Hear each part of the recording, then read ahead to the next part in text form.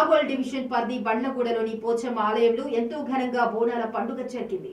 భక్తులు పెద్ద ఎత్తున పాల్గొని అమ్మవారికి బోనాలు సమర్పించారు. ఈ సందర్భంగా ఆలయ మాజీ అధ్యక్షుడు మెట్టు సత్యనారాయణ గౌడ్ మాట్లాడుతూ 5 ఏళ్ల నుండి ఇక్కడ ఎంతో ఘనంగా బోనాల పండుగ నిర్వహిస్తున్నామని అన్నారు. ఎంతో మహిమగల ఆలయమని ఇలాంటి కోరికలైనా నెరవేరుతాయని తెలిపారు. భక్తులు తండోపతండాలుగా విచ్చేసి తమ మొక్కులు చెల్లించుకుంటారని తెలిపారు. ఆ అమ్మవారి ఆశీస్సులతో అందరూ బాగుండాలని కోరారు. నమస్కారము. బోనాల పండుగ శుభాకాంక్షలు.